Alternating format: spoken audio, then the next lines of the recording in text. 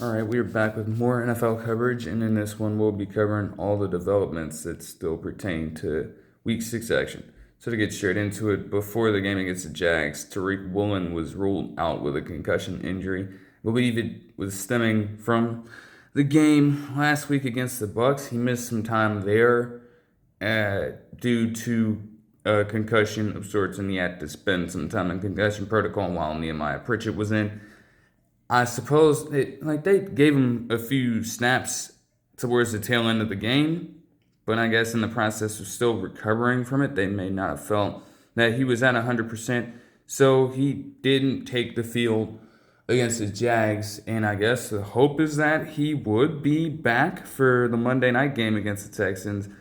That could help tremendously in terms of having that production on the back end. Even with his struggles being the case for this season. Like, he's still legitimately a threat at cornerback for the Seahawks team.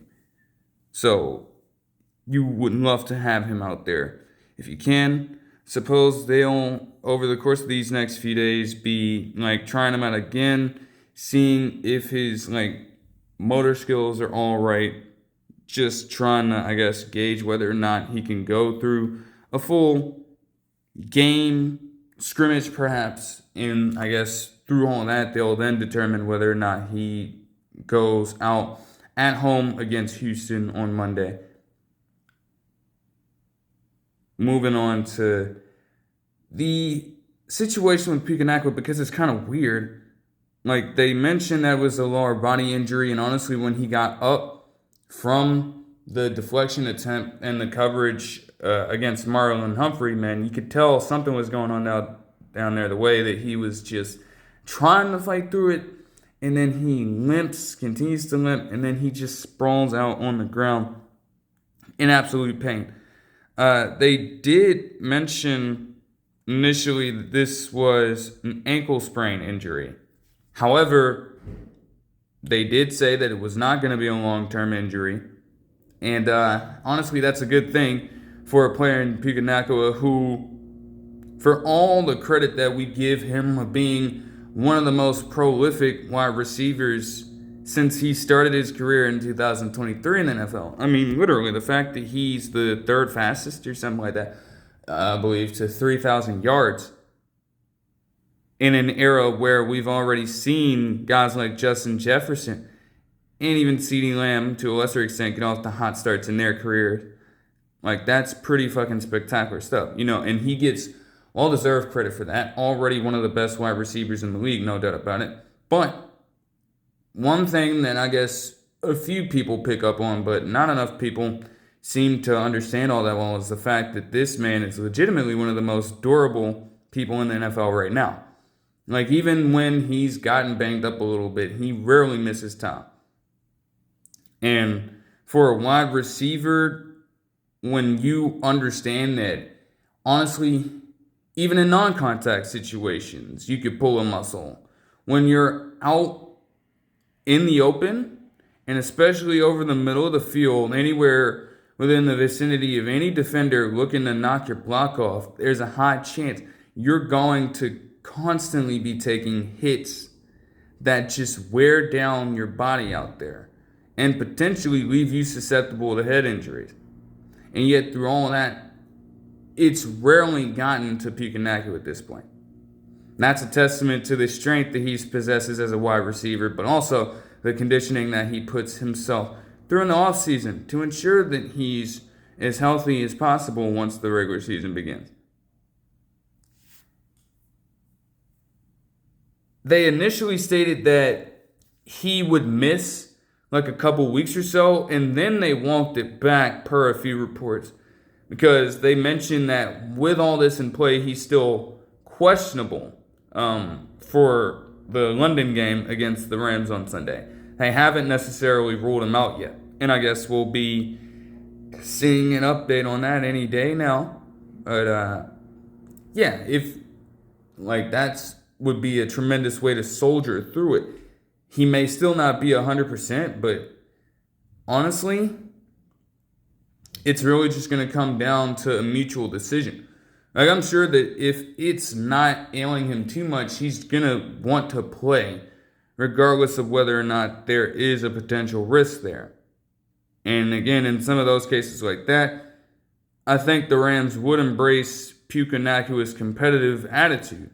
But if you still feel like there is something lingering in that injury that could potentially derail him for the long term, you should try to do what you can to protect him from himself. Because even if you don't have him for this game and you potentially drop this one, you'd much rather have that than getting into a situation where it is re-aggravated or becomes something much worse and you lose Puka Nacua for a much longer amount of time than you would truly want. So that's what I would say in this situation. Anthony Richardson Sr. is going to miss the next few weeks with an eye injury. Yeah, they mentioned something about I don't know, just some of the weirdest things are going down. I don't know what it is with the eye injuries, man. They said he was messing around with rubber bands and stuff. And I guess at some point within all that, definitely got caught with a mean one to the face.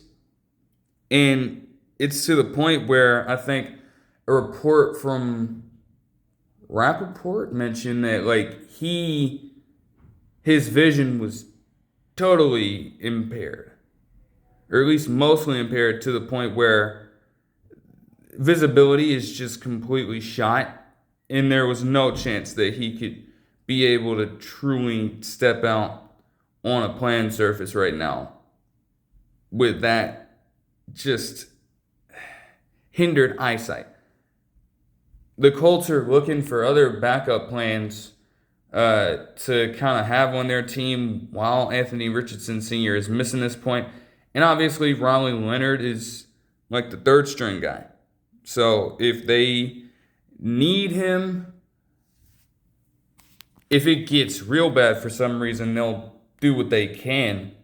But honestly, again, as a rookie, they probably wouldn't want to lean on Riley Leonard too much. So I can't blame them for trying to find some sort of contingency plan, contingency plan right now.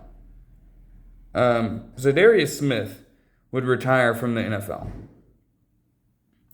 Safe to say that he might have been on the tail end of his career anyways, and a hell of a career it's been. But honestly, for as good of a player as he was, I think this says a lot more about the state of the Eagles right now.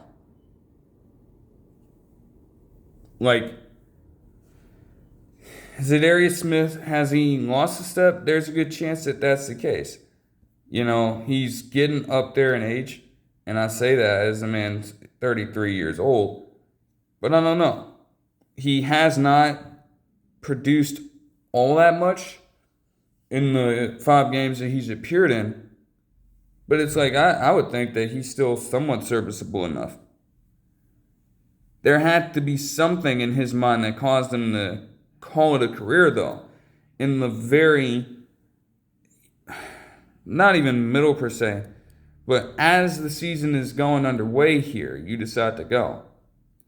For one, you could argue that it is chalked up really to just less attention on the defensive side. I'm seeing here that he's only started 2 games in the season. The amount of total snaps that he's probably taken in these games look very, very small in contrast to what he's been doing throughout the course of the rest of his career. Yeah. With the current number that he's logged right now, the pace is decent at best, but 131 total snaps on defense would mark his lowest output since 2021 with the Packers, and that was due to a fully lost season with injury. They have a ton of young, up-and-coming guys in Philly that he could definitely stick around and mentor, but at the same time, it felt when you see something like that they're just trying to phase him out and give them that attention that they deserve to start making an impact on their defense now.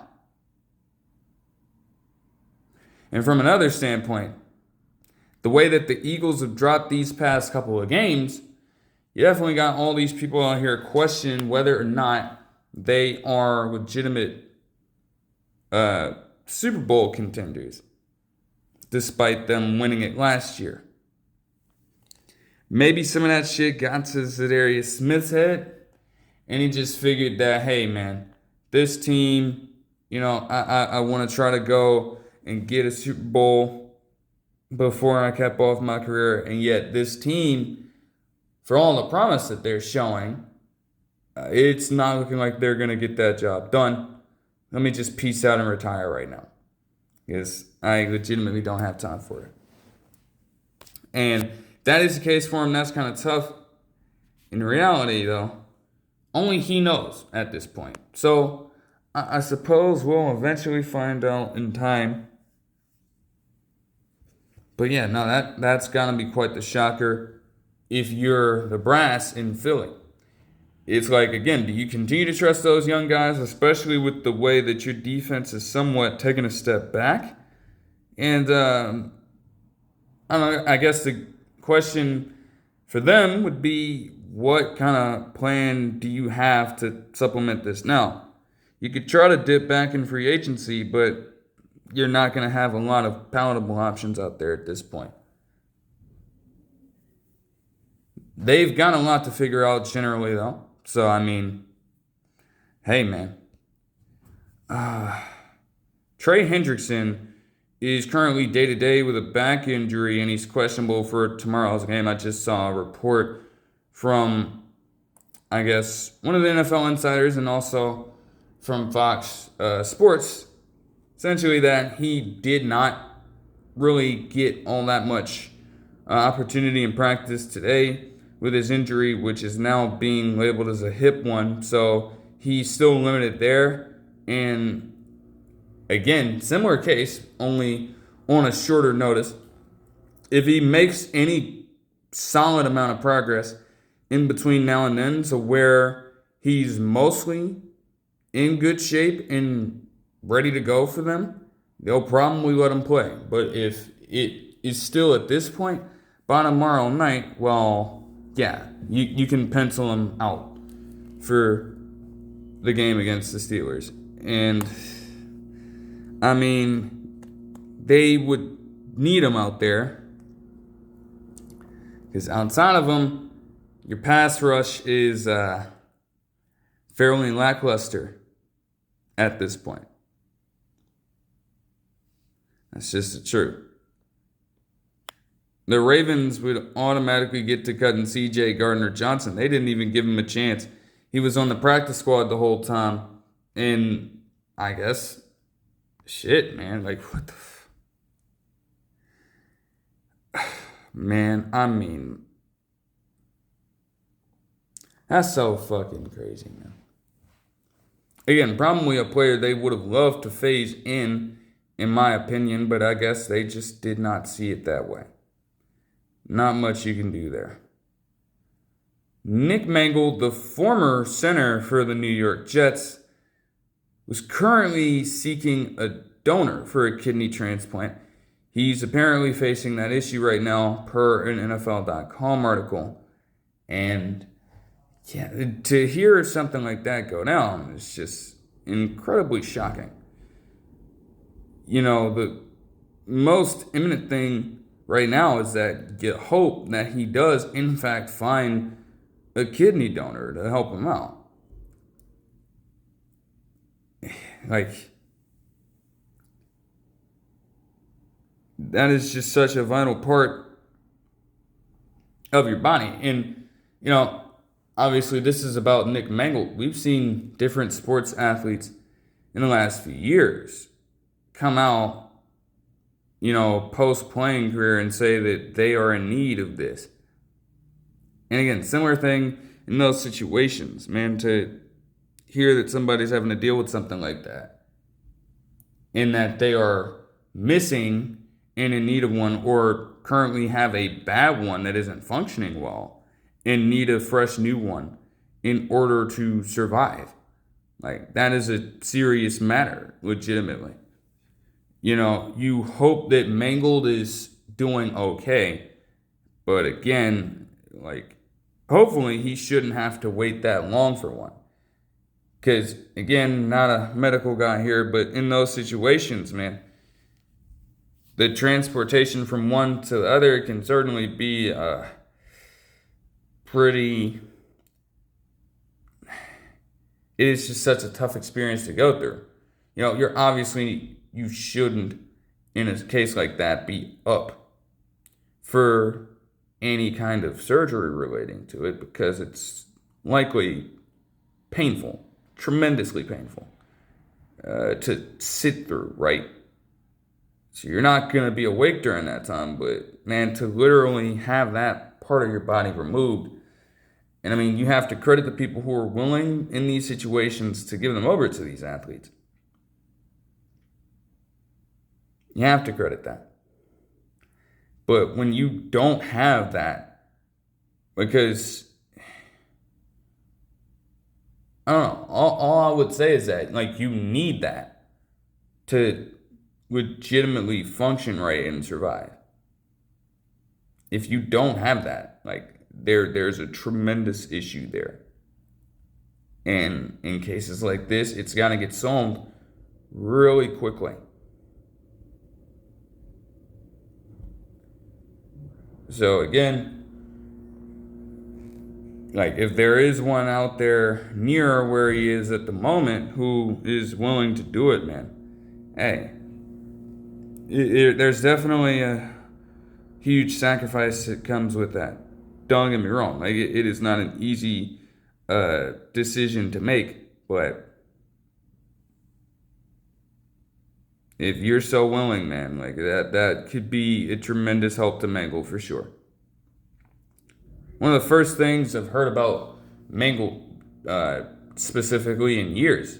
He was definitely a good and, honestly, if you ask the right people, Hall of Fame caliber center when he did play for the Jets, despite how bad they were then.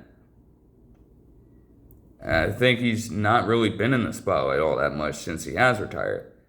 And it's unfortunate for this to be one of the first things that I guess many people in, this case have heard about him in quite some time. Definitely a bit of a shocker. But hopefully he can get through it with the help of a pretty generous person here. DJ Moore is dealing with a groin injury at this point. I saw a report yesterday from Fox as well mentioning how, I guess, after the game, he was leaving to go to the hospital, get an MRI on the situation, and I guess from there they determined that it ended up being a groin injury. I don't think that he's being ruled as out for the next game, but they are keeping a close eye on the situation, it looks like. The Browns would place David Bell, wide receiver, on the reserve retired list. And I mean, man, it's crazy for David Bell, man. Like, he was, again, just such a good receiver at Purdue. And I honestly thought, coming into this case, man, he was going to have himself a pretty solid career in the NFL.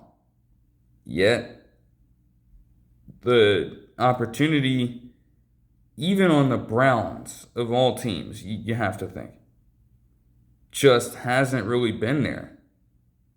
It hasn't. He's barely played.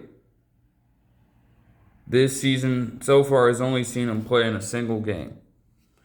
And it's like, when you have that kind of talent, yet you just can't seem to find your way to work up a depth chart. In some cases, that kind of stuff can get into the head of a player. And I would hope that that wasn't the case for David Bell here. But it feels like if you are announcing that he's on a list like this, just think about the fact that we saw Xavier Howard himself get on this list before he eventually retired. Like, all it takes at that point is for you to make that final statement. And just like that, you could be out of the league entirely. I'm sure David Bell still has his own love for the game, but again, even in a league full of superstars and pretty damn good players, man, there are always a few, in fact, a lot even. You know, again, not every single NFL player to touch said field is going to be a superstar or a transcendent player. Most guys, again, they put up pretty solid careers with a few teams, have their own respective moments in like a few games and stuff like that. But the vast majority of these people just fall through the wayside. That is just how it ends up going. And it can be unfortunate. I would suppose that, again, with him taking the step at least, David Bell, for as good as he was in college, could very well end up being one of these people when it comes to his time in the NFL. Even though he did catch 3 touchdown passes in the 2023 season. So again, even with him not being utilized as much as I would have expected prior to him entering the NFL, hey, no one can take away from him the fact that he did score in a few NFL games. Meanwhile, most people, again, can say that they just can't say that for themselves. I mean, obviously, an offensive lineman, for the most part, isn't going to be doing this thing. But even when you get into your skill positions, man, you just go out, you serve a role, and once that is done, you're somewhat expendable. And again, David Bell's been around the entire time, but clearly with him getting utilized to a lesser extent this season, mutually there isn't as much of a full investment there for Cleveland when it comes to giving David Bell that opportunity. Highly unfortunate. Treylon Burks would be shopping around for a new team. He visited the Broncos yesterday, per a report from an NFL insider. And also, that same report mentioned that he would be visiting the Commanders today.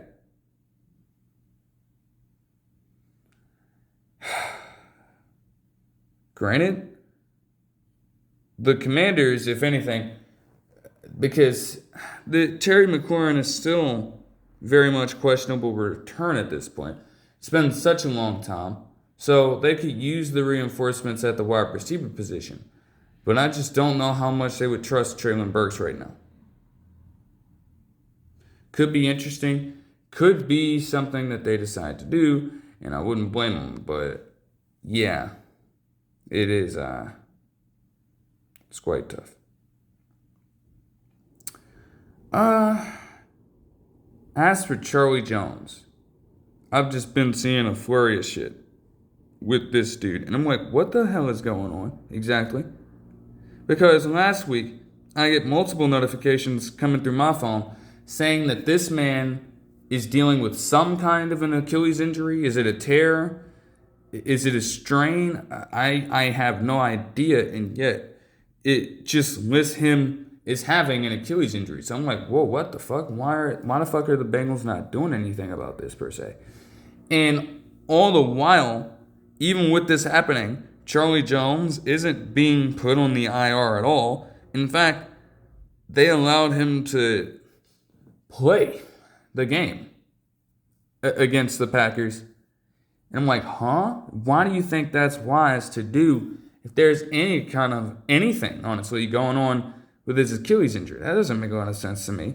Then this week, there's a report right here from Fox Sports per...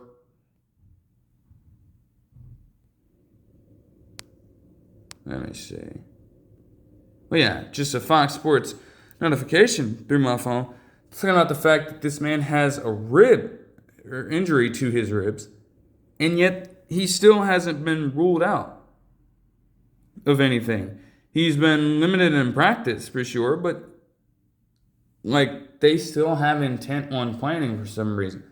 Now I get that he's a decent kick returner, but is it truly worth putting him at such high risk on what is already kind of seen as just a terrible injury for any athlete to suffer at all? And then you're going to have him moving around there like that, or trying to. It's like, that's a little strange. The Bengals would place Mike Gesicki on IR with a pec injury, and he's set to miss the next 4 games at least. Khalil Mack, in terms of IR news, he would be returning today per report from an NFL insider and also Fox Sports notification. And lastly, George Kittle, they state right here that per Shanahan himself, he mentioned essentially that, they were still kind of moving Kittle along. He still isn't 100%, so his status is still up in the air, but it could be highly likely that he will not make the game next week. And it would honestly be a surprise for him to do that, unless he goes through some of the most insane training regimens imaginable. But that'll do it for this one.